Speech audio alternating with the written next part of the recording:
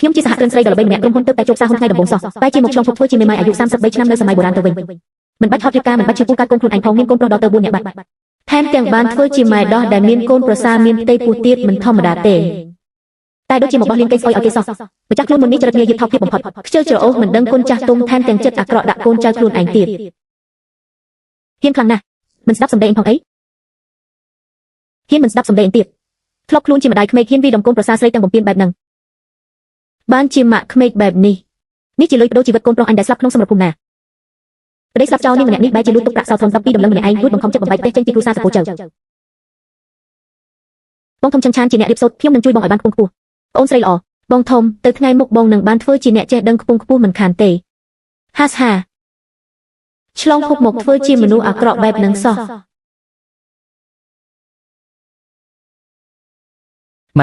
ម៉ែដូចជាដាច់ខ្យល់ស្លាប់បាត់ហើយបងម៉ែឲ្យកុំស្លាប់ចោលកូនអីម៉ែ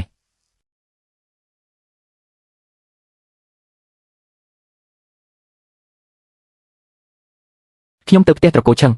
ពួកវាហ៊ានវីម៉ែដល់ថ្នាក់ហ្នឹងបើមិនសងសឹកមិនមែនជាមនុស្សទេកុំទៅអីក្នុងចិត្តម៉ែមានតែខាងផ្ទះនោះទេពួកយើងគ្រាន់តែជាកូនរើពីបង្គន់មកចិញ្ចឹមតែប៉ុណ្ណោះបើពួកឯងទៅរករឿងផ្ទះត្រកូលឆឹងប្រយ័ត្នម៉ែដឹងខ្លួនមកវីពួកឯងស្លាប់មិនខានទេឈប់មកទៅរំខានអញដេកណាស់ម៉ែដឹងខ្លួនវិញហើយម៉ែរបួសលើក្បាលម៉ែឈឺខ្លាំងទេម៉ែរបួសនេះដូចជាស្នាដៃបងប្រុសចង្រៃនោះឯងដូចជាស្នាដៃរបស់បងប្រុសច្បងនឹងហើយ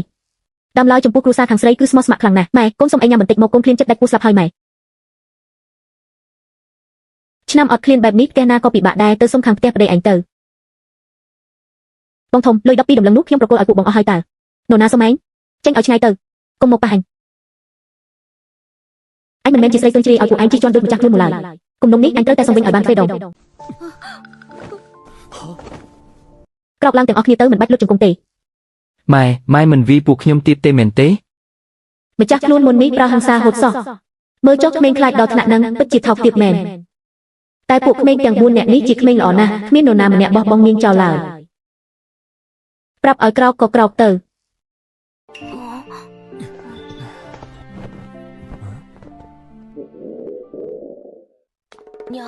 ម៉ែប្រហែលជាឃ្លានហើយមែនទេ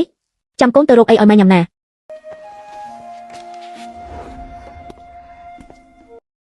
ម៉ែញ៉ាំបបរនេះទៅម៉ែស្អីគេហ្នឹងមិនក៏រសជាតិអាក្រក់ម្លេះកូនសុំទោសម៉ែនៅក្នុងផ្ទះពិតជាអស់អង្គហើយនេះគឺជាបន្លែព្រៃដែលកូនបេះបានកាលពីព្រឹកមិញយកមកធ្វើបបរឲ្យម៉ែនឹងណាអញមិនទាន់បានធ្វើអីផងនាងលុតជង្គង់បាត់ទៅហើយម្ចាស់ខ្លួនមុននេះសាងបាបកម្មទុកច្រើនដល់ថ្នាក់ណាទៅក្រោកឡើងសិនមកម៉ែមិនសូវឃ្លានទេពួកឯងយកទៅញ៉ាំខ្លួនឯងទៅក្មេងទាំងនេះបាយមិនសូវកាច់ដាក់ដូចជាមិនសូវទម្លាប់សោះអញប្រាប់ឲ្យញ៉ាំក៏ញ៉ាំទៅបើមិនញ៉ាំអញចាក់ចោលឥឡូវហ្នឹងយូរហើយដែលមិនបានញ៉ាំឆ្អែតបែបនេះ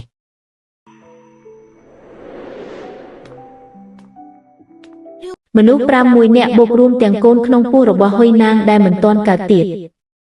គឺរស់នៅពឹងលើតែបន្លែព្រៃបន្តិចបន្តួចនេះឯងជីវិតនេះពិតជាលំបាកខ្លាំងណាស់បើពឹងតែលើបន្លែព្រៃនេះមិនអាចរស់បានប្រហែលថ្ងៃទៀតទេត្រូវតែរកវិធីរកស្បៀងឲ្យបានបើមិនអញ្ចឹងទេច្បាស់ជាដាច់បាយងាប់ទាំងផ្ទះមិនខានពិនិត្យឃើញទំនិញដែលអាចជួញដូរបានតើអ្នកចង់លក់ដែរឬទេពិនិត្យឃើញទំនិញដែលអាចជួញដូរបាននឹកស្មានមិនដល់ថាអញក៏មានប្រព័ន្ធជាមួយដែរថែមទាំងជាប្រព័ន្ធជួញដូរទៀតមើលទៅមានតែអញម្នាក់គត់ដែលឃើញវាត្រូវរកកន្លែងស្ងាត់សាក់មើលសិនចង់ដឹងណាស់ថាអាប្រព័ន្ធនេះវាមានសមត្ថភាពអីខ្លះទៅម៉ែឃើញម៉ែឈរថ្មឹងមើលចង្កានបាយយូរហើយតើម៉ែយកបន្លែព្រៃនឹងទៅណាទៀតហើយបន្លែនឹងវាចាស់ក្រៀមអស់ហើយទុកក៏ញ៉ាំមិនកើតដែរអញយកវាទៅចាក់ចោលនឹងណាម៉ែ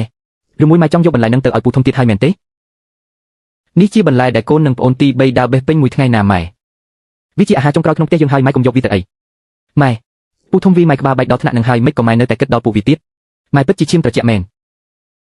ចរិតម្ចាស់ខ្លួនមុននេះពិតជាអាក្រក់ចូលដល់ឆ្អឹងមែនសំបីតែអញចង់ធ្វើរឿងល្អក៏ពួកវាស្មានថាអញលួចយកទៅឲ្យខាងម៉ែដែរមិនអីទេចាំអញយកពីប្រព័ន្ធនេះច្បាស់សិនចាំជួយពួកឯងទាំងអស់គ្នាឲ្យរស់ស្រួលពួកឯងចង់រករឿងអញមែនទេក្រោកឡើងប្រាប់ឲ្យញ៉ាំក៏ញ៉ាំទៅបើមិនញ៉ាំអញចាក់ចោលឥឡូវហ្នឹងបងធំអស់អីញ៉ាំហើយតើយើងត្រូវធ្វើម៉េចទៅថ្ងៃមិនទាន់លេចទេប្អូនទី2ទី3ទៅភ្នំជាមួយបងក្រែងបានបន្លែអីញ៉ាំខ្លះទៀតអូនទី4នៅផ្ទះជាមួយបងខ្លាចចុះចាំម៉ែមកវិញមើលថែរបួសគាត់ផង ក្បាលត្រូវបងបង្កើតវាបែកហើយនៅឆ្លៀតយកអាហារចុងក្រោយក្នុងផ្ទះទៅឲ្យខាងនោះទៀតខ្ញុំកំពុងមានផ្ទៃពោះផងមិនក៏មានម្ដាយក្មេកចិត្តមានបែបហ្នឹងសាងកម្មអីបានមកជួបគាត់អញ្ចឹង ហ៊ុយណាងជប់និយាយទៅ គាត់ហ៊ានធ្វើរឿងថោកទាបបែបហ្នឹងមិនក៏មិនឲ្យខ្ញុំនិយាយមិនគាត់ឲ្យបោពួកយើងញ៉ាំស្មានតែគាត់ដឹងខ្លួនខុសហើយតែក៏នៅតែដែរពិតជាគ្មានបំណងល្អមែនស្អប់ណាស់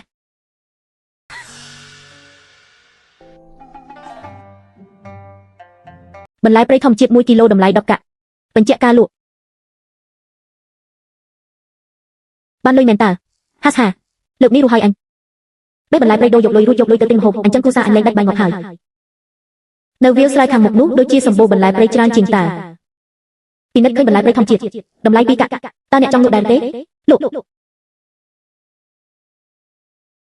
ឃ្លានខ្លាំងណាស់ឆ្នាំអត់ឃ្លានបែបនេះពិតជាពិបាកមែនអញ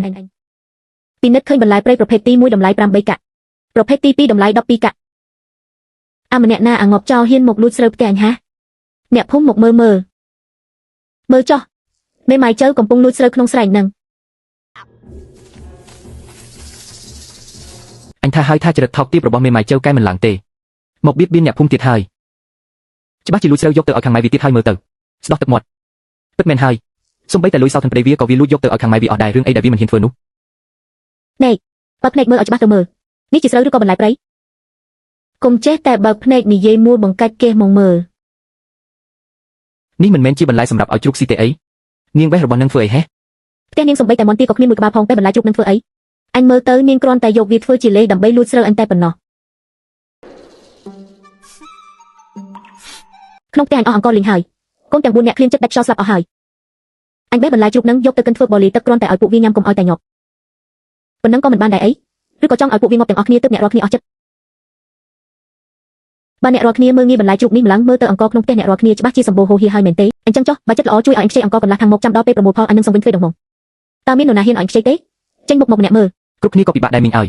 ផ្ទះខ្ញុំក៏គ្មានសល់អង្គដែរខ្លួនឯងសឹងតែមិនរੂផងជួយមិនបានមែនទេណាមែនហើយផ្ទះខ្ញុំក៏ចិត្តដាច់បាយស្លាប់ហើយដែរមានអង្គឯណាទៅឲ្យគេខ្ចីទៅផ្លែខ្មុំវើយមិននឹកស្មានថាអាថ្លាននេះហ៊ានហើបមកខ្ចីអង្គសោះមនុស្សកាច់ឆ្នះដូចនាងធ្លាប់អោនក្បាលដាក់អ្នកណាពីអង្គរឿងនេះច្បាស់ជាមានបញ្ហាហើយសម័យនេះខ្ចីអីខ្ចីទៅតែហាមខ្ចីអង្គអ្នកណាហ៊ានពាក់ព័ន្ធច្បាស់ជាសេះហ្មងឲ្យខ្ចីវាស្រួលតែពេលទាវិញពិបាកណាស់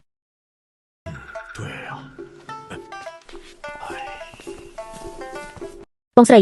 ពិតជាមិនអាចចែកអង្គឲ្យខ្ញុំបន្តិចទេអីតែបន្តិចក៏បានដែរចាំដល់រដូវប្រមូលផលខ្ញុំនឹងសុំវិញទ្វេដងហើកុំមកយកសពទាំងថ្ងៃផ្ទះខ្ញុំគ្មានអង្គឯណាសម្រាប់ឲ្យអញខ្ជះខ្ជាយទេរត់ទៅរត់ឲ្យឆ្ងាយកាន់តែល្អត្រូវតាមគម្រោងខ្ញុំហ្មងបែបនេះទើបគ្មានអ្នកណាឃើញខ្ញុំជីកបន្លែព្រៃដូរលុយ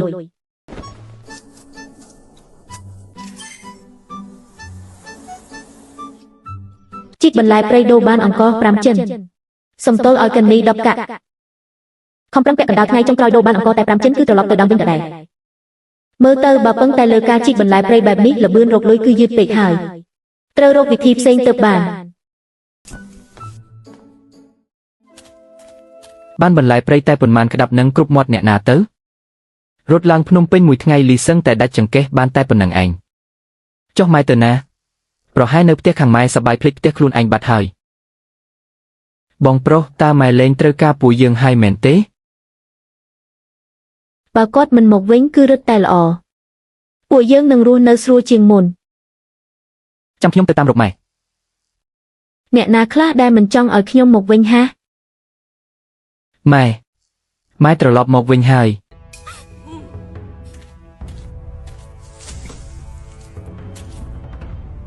នេះជាអង្គស្តាបងផ្ទះយើងខានឃើញអង្គយូរណាស់ហើយតើម៉ែ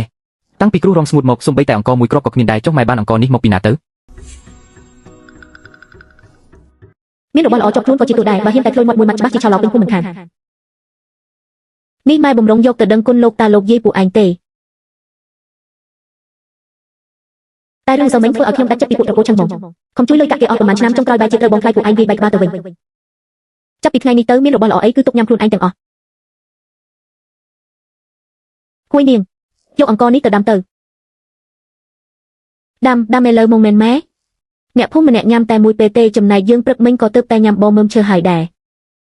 ម៉ែប្រាប់ឲ្យដាំក៏ដាំទៅ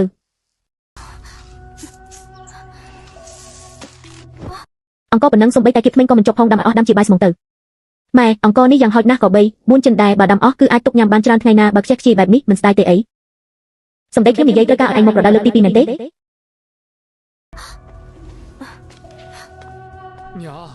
ម៉ែអង្គស្មួយចិនអាចដូរយកពោតបាន4 5ចិនទុកញ៉ាំបានកន្លះខែនោះណាបងម៉ែគាត់ចង់ធ្វើអីនឹងហ៎តាមមើលទៅម៉ែចង់ឲ្យយើងញ៉ាំឲ្យឆ្អែតរួចទៅគិតបញ្ជីជាមួយពួកត្រកូលឆឹងហ្មងបាយសមានរសជាតិមិនទៅបងខ្ញុំមិនដែលបានញ៉ាំសោះនឹង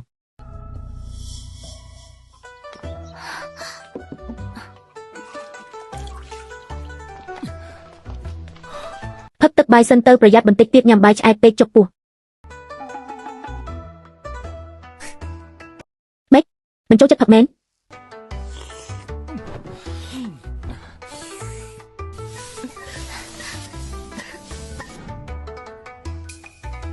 ហេតុអីមិនព្រមកាន់ចង្កេះទៀតមិនត្រូវមាត់មែនទេគួយនាងមកញ៉ាំមកម៉ែធ្លាប់ប្រាប់តើថាខ្ញុំមិនសមអង្គុយទៅបាយជាមួយទេគឺបានត្រឹមតែញ៉ាំរបស់សរបស់ប្អូនរបស់ខ្វក់នៅចង្ក្រានបាយប៉ុណ្ណោះឈប់សិនអ្នកណាអនុញ្ញាតឲ្យឯងអង្គុយកុំស្មានថាមានកូនក្នុងពោះរួចចង់ធ្វើខ្លាំងឲ្យសោះណាក្នុងផ្ទះនេះឯងថោកទាបជាងគេមិនសមអង្គុយទៅជាមួយទេហើយក៏មិនសមញ៉ាំរបស់ដែលមនុស្សគេញ៉ាំដែរឯងសមតែញ៉ាំរបស់សរបស់ប្អូនដែលសំបីតែជ្រូកក៏វាខ្ពើមដែរកំពុងមានពោះអញ្ចឹងកើតពិតជាហួសហេតុពេកហើយកម្មពៀដែលម្ចាស់ខ្លួនមុនបានសាងចុងក្រោយមានតែខ្ញុំទេដែលត្រូវតាមដោះស្រាយចាប់ពីថ្ងៃនេះទៅខ្ញុំមិនអោយអ្នកណាមកធ្វើបាបគួយនាងបានទៀតទេហើយក៏មិនអោយពួកក្មេងរងការឈឺចាប់ដែរឲ្យអង្គុយក៏អង្គុយទៅឲ្យស៊ីក៏ស៊ីទៅឬមួយចង់ឲ្យអញយកបាយទៅបញ្ចុកដល់មាត់ទៀតបានព្រមស៊ីច្របាច់ខ្ញុំធ្វើអីបងឈឺណាស់ណាបងសាក់មើលថាជាសុបិនឬអត់តើមិនមែនយកសព្វទេគឺរឿងពិតម៉ែបដូរចរិតមែនទែនហើយថែមទាំងឲ្យហួយនាងមកអង្គុយហូបបាយជុំគ្នាទៀតភ្លឹកមើលស្អីស៊ីទៅបើមិនប្រញាប់ស៊ីទេបាយត្រជាក់អស់ឥឡូវហើយ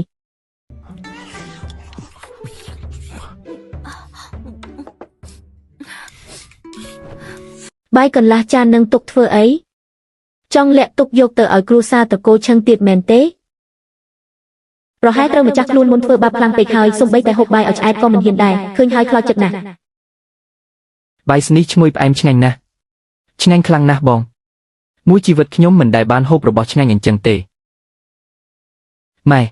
ពួកយើងហូបឆ្អែតហើយតើស្អែកនេះគួរតែទៅផ្ទះត្រកូលឆឹងដើម្បីគិតបញ្ជីជាមួយពួកវាទេលោកយាយប្រាប់ថាលោកអ៊ំធំបានកេងប្រវ័ញ្ចប្រាក់សំណងរបស់ពុកអស់12ដំឡឹងថែមទាំងវីក្បាលម៉ែឲ្យបែកទៀតរឿងនេះត្រូវតែដោះស្រាយឲ្យដាច់ស្រេចអង្គុយចុះឲ្យអស់ទៅដាំទឹកទៅរួចនាំគ្នាលាងខ្លួនចូលដេកទៅថ្ងៃនេះម៉ែហត់ខ្លាំងណាស់ម៉ែទឹកក្នុងផ្ទះសតែប៉ុណ្្នឹងទេម៉ែលាងខ្លួនមុនទៅចាធ្វើជាម្ដាយក្មេកសម័យបុរាណពិតជាមានអំណាចមែនសូម្បីតែញូតទឹកក៏ត្រូវងូតមុនគេដែរឃើញទេបងប្រាប់ហើយថាម៉ែគ្មានចិត្តណាទៅរកផ្ទះត្រកូលឆឹងឯណាចុងក្រោយម៉ែនៅតែការពារពួកវាដែរនឹងមួយជីវិតម៉ែគឺត្រូវពួកវាជន់ក្បាលចុកហ្មងចាំមើលចុះមិនយូរទេម៉ែច្បាស់ជានាំស្បៀងយកទៅឲ្យពួកវាទៀតមិនខានបើម៉ែមិនទៅពួកយើងលួចទៅខ្លួនឯងស្ងាត់ទោះជាយ៉ាងណាក៏ត្រូវយកលុយសំណងរបស់ពុកមកវិញដែរមិនអាចបណ្ដោយឲ្យពួកត្រកូលឆឹងរស់នៅស្រួលអញ្ចឹងទេលុយដូរនឹងជីវិតពុកមិនអាចឲ្យពួកវាស៊ីស្រួលអញ្ចឹងបានឡើយឲ្យខ្ញុំមកគេងរួមក្រេជាមួយមនុស្សប្រុសដល់ទៅ3នាក់អញ្ចឹងហេះចាំមើលតែមានលុយភ្លាមរឿងដំបូងដែលត្រូវធ្វើគឺសង់ផ្ទះថ្មីខ្ញុំត្រូវតែមានបន្ទប់តខ្លួនឲ្យខាងតែបានម៉ាក់លោកយាយប្រាប់ថានេះឲ្យមកកូនក្នុងពោះតើយាយឯងប្រាប់ថាអញ្ចឹងកូនក្នុងពោះឯងនឹងហៅគាត់ថាយាយទួតចុះហើយថាម៉េចវិញអ្នកណាជាម្ដាយក្មេកឯងពិតប្រាកដយកមកនេះលោកយាយខ្ញុំសុំទោសតែជាបណ្ដោយឲ្យម៉ាក់យកអង្គទៅបាត់ទៀតហើយ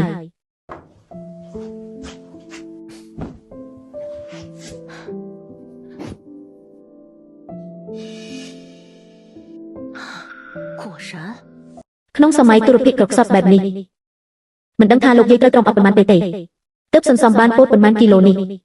តែពោតដុកសឹកបែបនេះមនុស្សចាស់ត្រង់ញ៉ាំកើតតែក្រពះពោះវាអ្នកមានផ្ទៃពោះត្រង់មិនបានទេប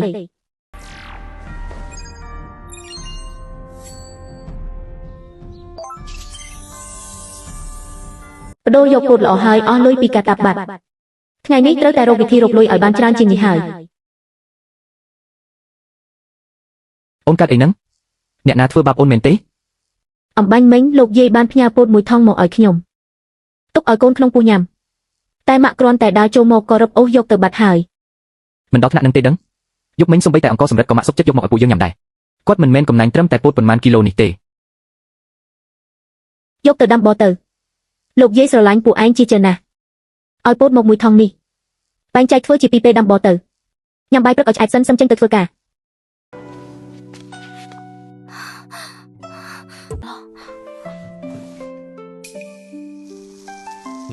បើអូនលែងយកម្ហូបចំណីទៅផ្ញើផ្ទះខាងម៉ែអូនទៀតនឹងជាការល្អហើយកុំគិតច្រើនពេកទៅដាំបោទៅ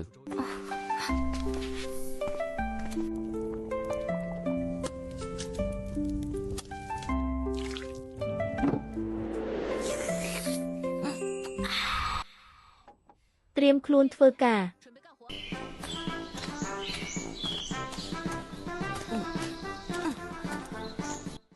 រាប់ឈ្មោះ តាសានមានវត្តមានតកៅមានវត្តមានសាញ់ញើមានវត្តមានស៊ឺតានមានវត្តមាន ហុយនាងមានវត្តអំបញ្ញមិញស៊ីបបពោតអស់ទេមែនទេស្រែកឃើមើលហុយនាងមានវត្តមានចាតាសានទៅពិនិត្យមើលថាក្នុងគ្រូរងស្ងួតនេះមានដីកន្លែងណាអាចដាំដុះបានខ្លះទៅកៅទៅដងទឹកពីរជើងមកយប់នេះងូតទឹកទាំងអស់គ្នាសាញើទៅកាប់អស់ ម៉ាក់ចុះកូនវិញ ឡើងភ្នំជាមួយម៉ាក់ទៅរកបន្លែមកផ្ទាប់បាយហុយនាងឯងមានផ្ទៃពោះនៅផ្ទះទៅកុំឲ្យប៉ះពាល់ដល់កូនក្នុងពោះម៉ាក់មិនក៏ម៉ាក់ត្រូវឡើងភ្នំដែរមិននៅផ្ទះសម្រាប់ទេអីម៉ាក់មានដៃមានជើងឲ្យនៅសម្រាប់យ៉ាងមិនកើត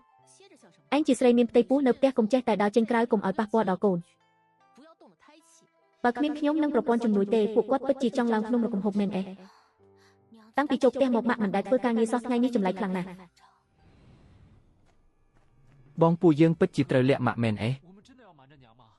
បើឯងខ្លាចអញទៅតែម្នាក់ឯងក៏បាន